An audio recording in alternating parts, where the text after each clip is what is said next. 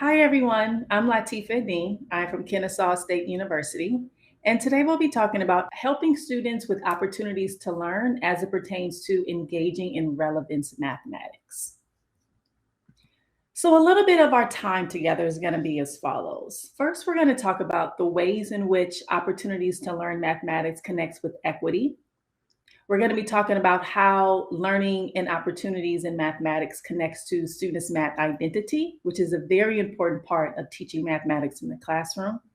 And then we're going to end with some problems to really think about the ways in which we help students cultivate critical thinking as well as problem solving in their mathematics classrooms. So we are going to be taking some pauses later on for you to write some things down. So feel free to grab a pen and paper and definitely engage in the Q&A chat box because we're going to be talking in there as well for our Q&A throughout the session. Hope you all are excited about the session, as am I. So we're going to go ahead and we're going to get started. So how does opportunities for learning mathematics connect with equity? The first thing, as many teachers already know, is students have so many differences. We really want to think about how we are being able to cultivate and bring those differences as a strength to the mathematics classroom, making sure that you're teaching students how to think about academics, but also how they're only developing their own developmental piece as it pertains to them becoming who they are. As we know, in the classroom, addressing all of your students' needs are not easy. Some students come in with trauma. Some students are learning English for the very first time. And you also have students who also perform above and below grade level. The goal is to really consider the ways in which you are meeting the students' needs in order to help them thrive and meet their full potential. So we know we're doing equity work when we're making sure that we're acknowledging students' backgrounds and their strengths and not thinking of the ways in which it may negatively predict their income, as opposed to thinking of them bringing assets to the classroom in order to think about ways in which you can want to incorporate that information and that knowledge in your classroom. So I'm hopeful today as we have these conversations, you're going to be thinking about ways in which you're bringing in not only your students' strengths academically, but also their students' strengths developmentally to the mathematics classrooms. So a math identity is a very, very, very important first step, or even not even the first step, but an important step as it pertains to really making sure you're supporting your students in your classrooms.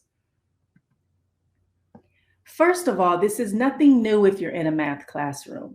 The ways in which negativity surrounds the mathematics classroom is profound. Believe it or not, 93% of adults experience some type of math anxiety. In thinking about students, less than around 60% of students report working with mathematics is going to be very difficult before they even start thinking about mathematics. They're entering into that space knowing and thinking that mathematics is going to be difficult. 33% of students think that, as they're working with mathematics, they have some kind of tense as it pertains to them engaging in mathematics. And 31% of students really get nervous as they're only thinking about mathematics. So again, they're carrying all of this negativity with them to your math classroom before they even think about the mathematics and as they are engaging with mathematics. So as a teacher, you really want to think about the ways in which you are gathering some information that helps students really navigate that space for themselves and also for other students. Again, unfortunately, mathematics is that subject that people scream loud and high at the rooftops. I'm just not a number person. I don't do math. I'm an English person, right? So unfortunately, you as a math teacher have all of these negative results from just them navigating this world. And again, you see it all over. You see it in the media, you see it in advertising, the ways in which they cater to who can and who can't engage in mathematics. So when students come into your classroom with all of this baggage, which is not your fault, right? But the question is, how will you as a teacher think about ways in which you can disrupt some of those negative feelings and build upon some of the more positive feelings that your students have or may have had at one point in the classroom? So all of this connects to a math identity.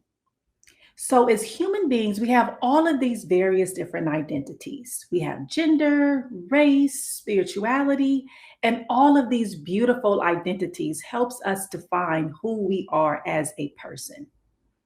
Well, Danny Martin found that a very important identity that helps students see who they are in a math classroom is called the mathematics identity. And as I said before, a lot of these messages about who students see themselves as mathematics is really not only hidden, but also very explicit in the languages and the messages that they hear outside of the classroom. This can come, like I said before, in the news, in the media, in movies, even as you think about the roles in which schools talk about how students can or cannot achieve in mathematics. A lot of the times, a lot of schools are defined by their testing scores. So students know very early on in their mathematics careers this idea of our school always performs in this kind of way, whether it's positive or negative. And whether we like it or not, a lot of the times these messages are embedded in who students think themselves are in as they engage in mathematics. So, a mathematics identity is an individual's relationship with mathematics. It's the ways in which they learn, do, think about, retain, and or chooses to associate with mathematics.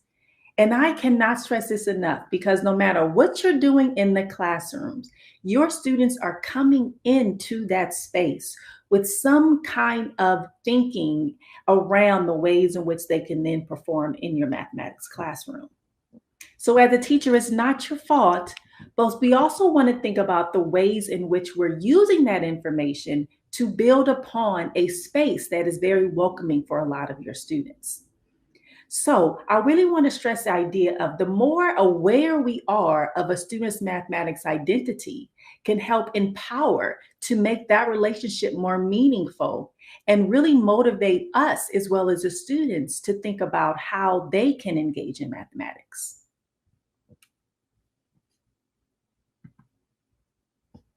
So before we think about your students, I want to think about you for a second. All right.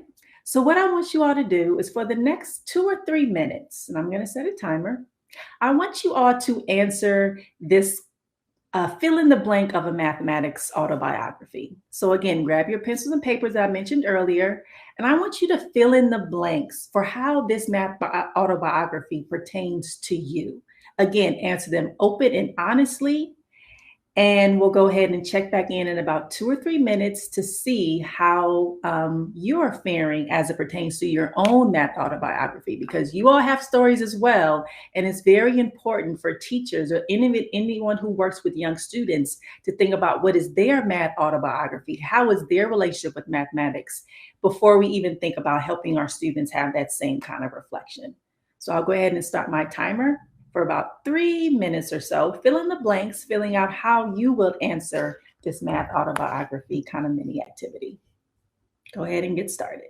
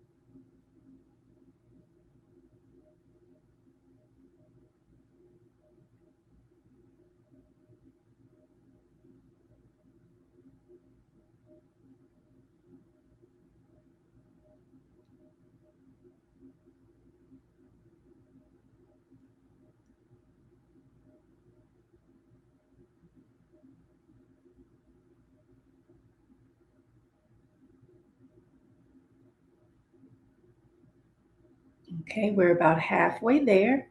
Go ahead and continue on working. You have about a minute and 30 more seconds.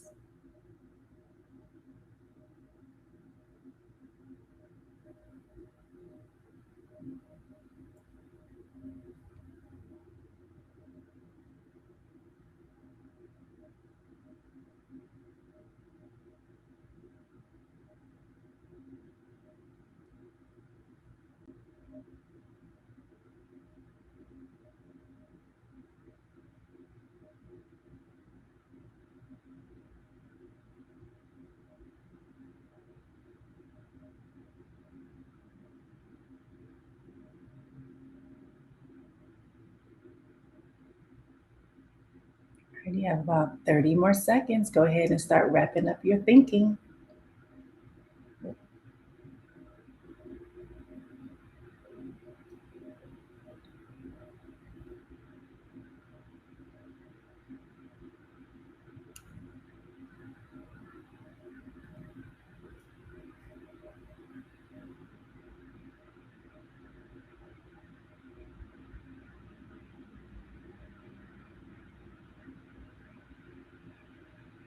Okay. Okay. So now that was individual. So now I want you all, let's just pick one line. You can pick whatever line of your choice. And in the chat box, I want you to put in your response, including the prompt here. And let's just kind of see what kind of mathematics identities or what kind of experiences that you all have had in the classroom or just as a student itself. So go ahead for the next kind of 30 or so seconds. Let's just choose a prompt and put it in the chat and let's see what the vibe is in the room.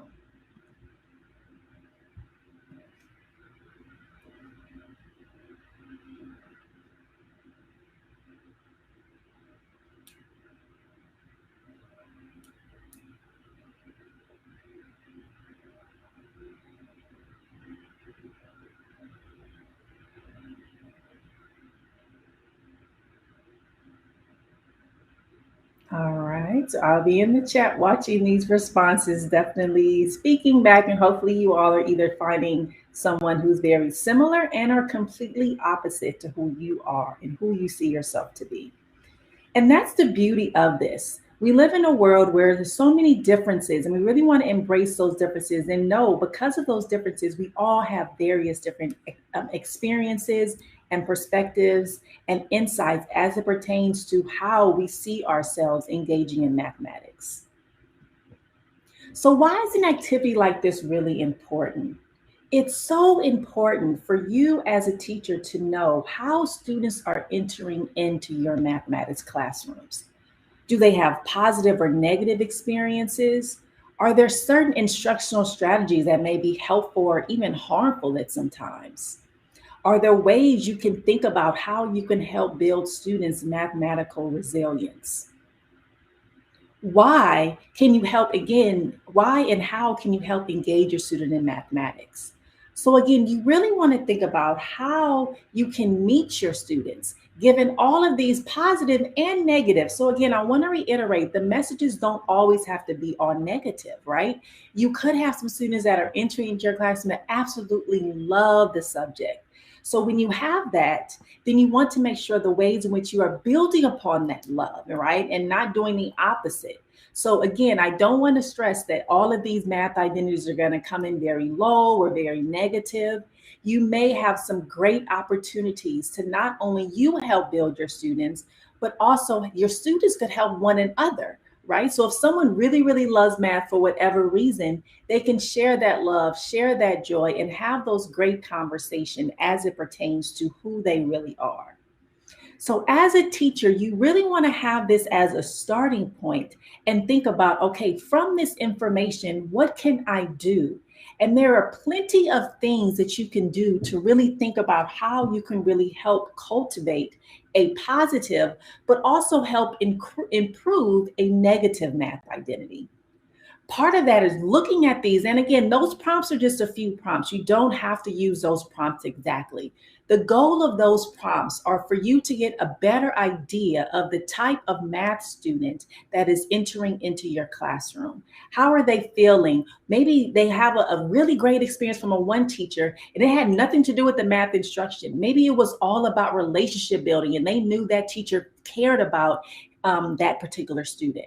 So again, all of this information is going to be so helpful for you to think about how you can really build upon and support your student in your math classroom. So through that, you can have a variety of strategies, analyzing mistakes. Mistakes, for some reason in mathematics, is the one place that we definitely don't want to ever have, as opposed to using that mistake and think about how can I build upon that mistake and think about what is, analyze it, and then definitely make the right pivot in order to think about how to then improve that. Maybe some students just need encouragement. A lot of students don't even think or they can really do mathematics. So a lot of the time, it's really just about that encouragement and motivation that can really help them kind of get to the next level or get to the next step. Maybe it's a certain math content that they're very, very, very fearful of.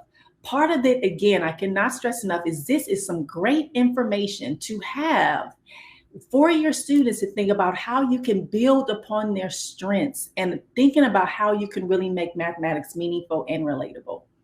This is also an activity that does not only have to come on the first day of school. A lot of the times, the first day of school is all about the fun, community building, and thinking about your students and getting to know your students. And by October and November, you have no more evidence of that. Part of this is to revisit a lot of these because your math identity is fluid. It's not stagnant. It doesn't just come and go at the beginning of the year. Really, it comes through each content, through each unit. So I'm not saying you have to do this whole full thing every single time, but you want to think about, do your students have certain experiences that you can build upon and or do your best to try to disrupt some of the more harmful situations or harmful experiences as it pertains to mathematics? That is when you're able to open up various opportunities for your students to learn. Because a lot of the time, sometimes their own math identity could be blocking those great opportunities. And part of it is because you didn't spend the time to really try to unpack what those are. They end up not really being cultivated in your classroom. Okay. All right. So let's go ahead and let's talk about the last thing that we're going to talk about today. And that's, again, how can your learning opportunities connect to student lives through problem solving and critical thinking? Problem solving and critical thinking needs to be embedded throughout your classroom. And my title says beyond numbers. So it definitely needs to be just more than just solving for X. You want students to be thinking about problem solving and critical thinking outside of the classroom and then making those connections inside of the classroom. So what can that look like? Again, you want to have your students analyzing complex problems, breaking down complex situations and problems into smaller and manageable parts. And again, I am not just referring to the mathematics problems in the textbook, just in general. Problems in life can be very big and very grandiose. Situations can be very big and grandiose. How can you think about opening up a space in your classroom to have students going about those very large problems by breaking them down into more manageable parts? Also, thinking about how students can think about using that information and those strategies that we just talked about to help them solve mathematics problems in your textbooks. And lastly, you always want to think about creativity. How is creativity, joy, and wonder being cultivated in your classroom? A part of that creativity is being open to multiple approaches to reaching a certain solution. That is when you want to bring in relatable information outside of the world, have students really open and honest about thinking about how to solve some of these issues or some of these problems outside of the classroom in a way to where they have very different approaches to really understand really what's going on. again, you want to try to cultivate it outside of them doing quote unquote the math problems in the book. And that way they can really get a better understanding of what that can really look like. And as a teacher, it's very, very, very important for you to then start making those connections. So I was on Instagram one day and I saw this post, and literally I look at the world. I mathematize the world around me, right? So whenever I'm looking at things, I'm always like, what opportunities does this mathematics have? Right. So what I want you to do is, I saw this post on Instagram and I snapped it and I said, I need to bring this into my math classroom. So what this is a picture of is, this is a picture of, I won't say the city or the state, but it was in a rent-a-center location. All right. So what I want you all to think about, look at this picture for about 2 minutes or so. I want you all to flood the text box, and I want you to write down what you notice and wonder in these two images. I'll give you about a minute and a half. Flood the chat box. What do you wonder and notice? And it can be any, it can be mathematics, it can be in general, whatever you're really thinking about. I want you to put that into the chat box. I'm giving you all about a minute and 30 seconds just to kind of see what others have written, and also to think about what are your reactions to this thing. And this is real. I say it's a rent center. I went to it to make sure this is not a fake thing. This is a real thing. So again, write down, what do you notice and wonder about these two images that you see? I'll give you a minute and 30 seconds. Again, floodgate that chat box, you all.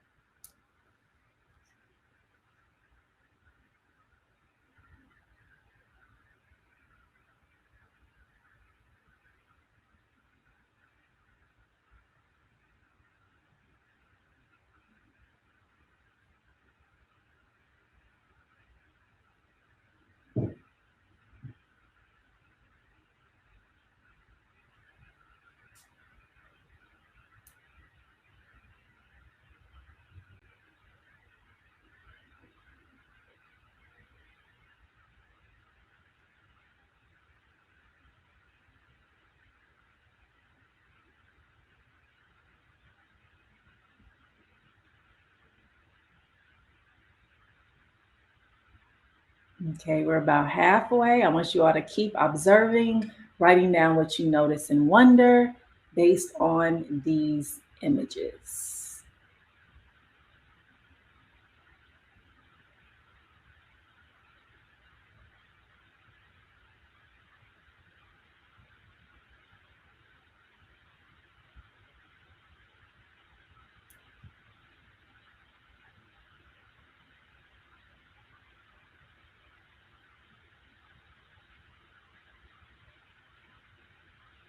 Okay. So part of doing this kind of activity opens up a wealth of conversation and discourse among your students. Is it a right or wrong? The fact that 1999 is very big in this picture is four sale signs, right? But that little kind of red circle down there talks about the total cost for a pair of Jordans at this rent-a-center is $1,049.97, right? But just imagine if you're a student shopping and you see this, you see 1999, you see this Jordan. So what does that really mean? A lot of conversations with fairness and equity can come up in these types of conversations. Because again, you're thinking about, the goal of this is to really just have students talking about what you've seen. Again, it's not a right or wrong. You're really just writing down or having students really articulate things that they notice in this image. And I guarantee you, no matter what the age, from 9th grade to 12th grade, this is going to have some really rich conversation and can really start some great conversations as we think about rent-a-centers. What does that even mean, right? What do those organizations really get at? What is their purpose? Who is their purpose for? Where do they really pop up in? So a lot of conversations can really be had when you think about doing this kind of activity. This is just a notice and a wonder that can start some conversations at the beginning of your math classroom to really bring students in that may think mathematics may not be for them. Okay. This next activity that again could start the classroom or just to kind of give a break for some students is, how long will it take you? So you and your friends want to see a movie that starts at 5:15. What do you need to consider? What time do you need to leave the house? Explain your response. So again, I want you all to just take just, 30 seconds or so and just think about what are some things you need to consider if you and your friend want to see a movie that starts at 5:15. Again, you have students just thinking. You're just brainstorming. Hopefully, through that brainstorming, depending on where the movie theater is, depending on where they are, depending on they have to catch a bus, do they have to ride a car, do they have or can they drive? Do they have to catch an Uber? That end response is going to be very, very, very different as far as when do they have to leave the house. The goal is not the answer. The goal is to bring in thinking and conversation that have students coming together and thinking about how they then navigate through life at a very, very, very unique way based on their own information.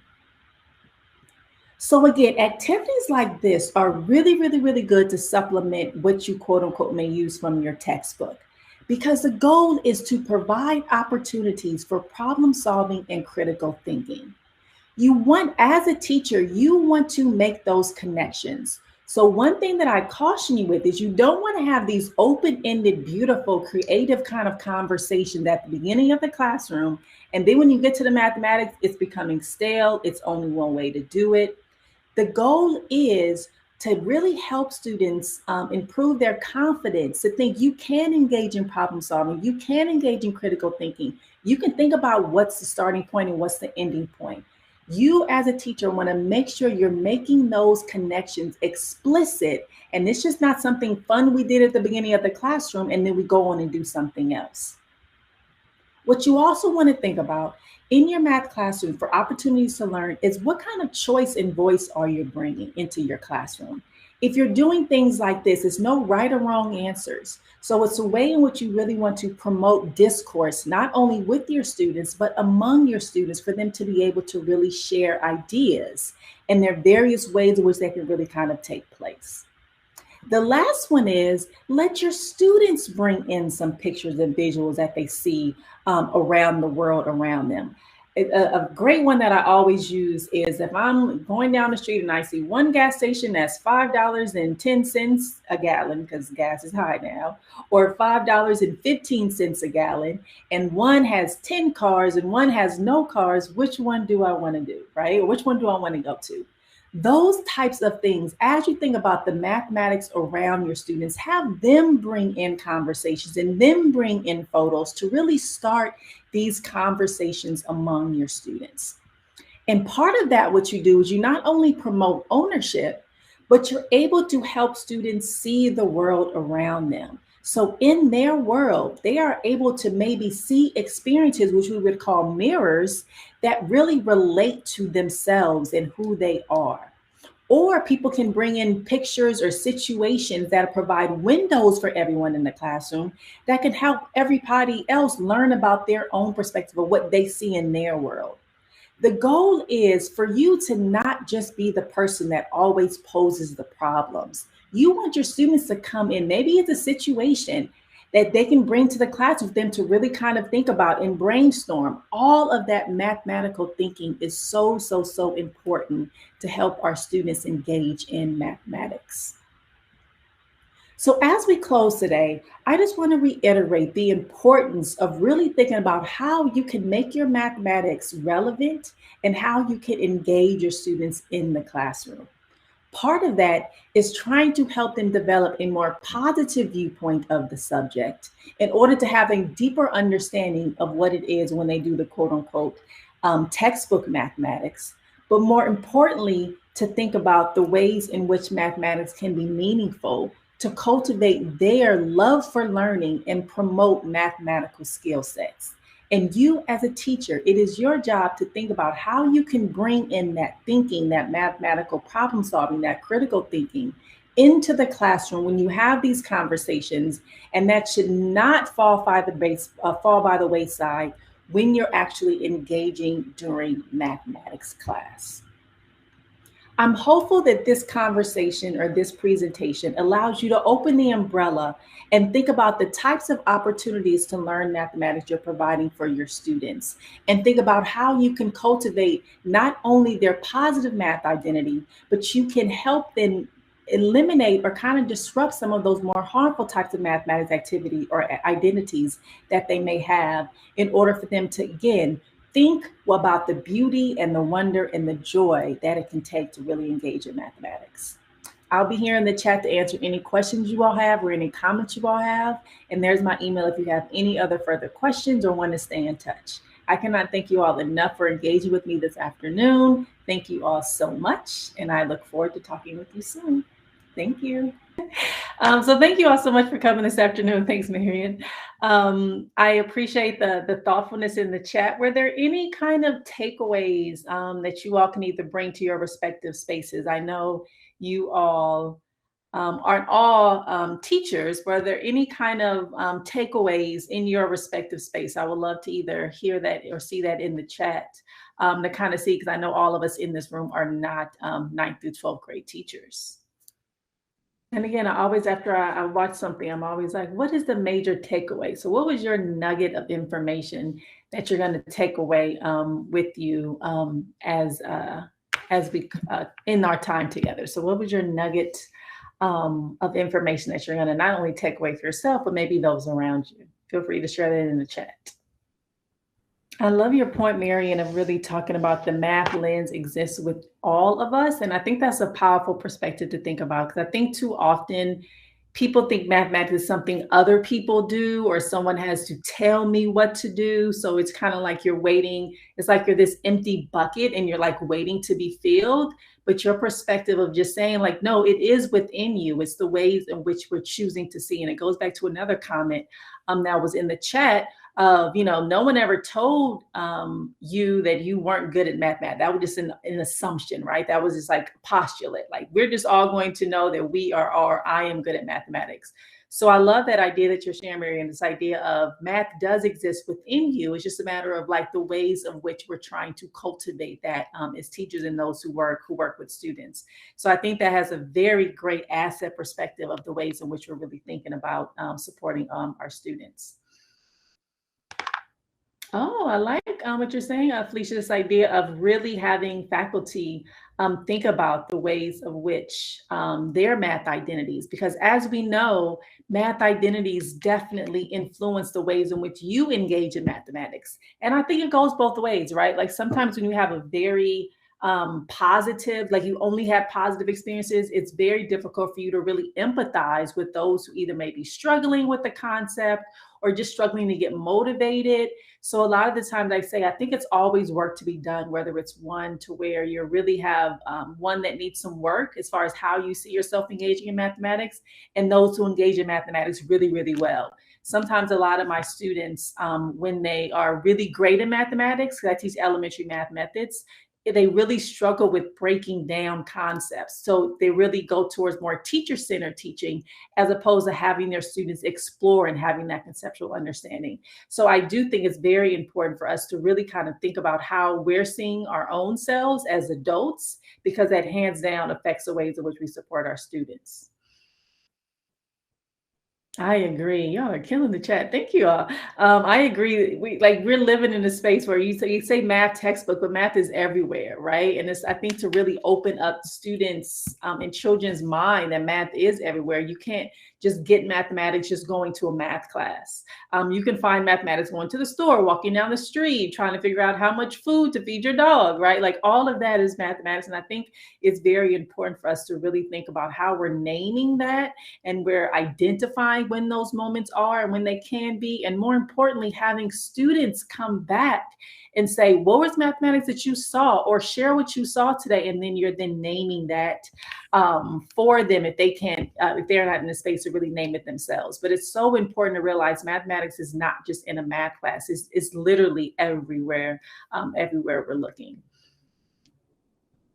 Yeah, I love this idea of math is not static, right? It is very fluid, and it's fluid from topic to topic, right? Like some students have very, very, very negative experiences as it relates to fractions or rational numbers, as opposed to maybe whole numbers. So you can see a bit of confidence in your students if you're talking about one math topic, and then the next math topic, you find them a little bit quieter or kind of like stepping back. But I think it's really important to, again, build on when you do have those positive moments, whether it's a positive moment in a launch of a lesson or positive moments as you're sharing your strategy. I think it's really important to really identify it does move in both directions. I think that's really, really awesome to really walk away with. Is it possible to refrain if they have been traumatized? And I think, yeah, a lot of my students actually have very negative math identities, Marion, to kind of go with your example. I think the best way that I find is to really have them experience mathematics in ways that are humanizing. So I do a lot of modeling for them. Like I want them to feel what a classroom that really cultivates a math identity in a positive way. So I always measure my students' math identity on the first day of class, and then I kind of check in whenever we're talking about it. And a lot of them have been time tests. A lot of them are either they loved it or it's like the worst experience ever. So I've definitely find myself doing a great job of really trying to have them experience some of the things that I'm hoping they would then have in their own classroom. But trauma with mathematics is a real feeling and a real thing. So yeah, I definitely want to honor the time. The summit is really back to back. I cannot thank you all enough for engaging in the chat. I mean, it's an interesting experience, right? Recording it and coming back and watching it and seeing other people react to the chat. But I just cannot thank you all for your thoughtfulness, for your engagement, for your questions, for your wonders in the chat. And I really hope you all have a great rest of the summit. And hopefully I see you all soon at some upcoming conferences. I know NCTM, NCSM is next month. So I'm hoping we can meet in person soon. Thank you all so much and have a great rest of the day.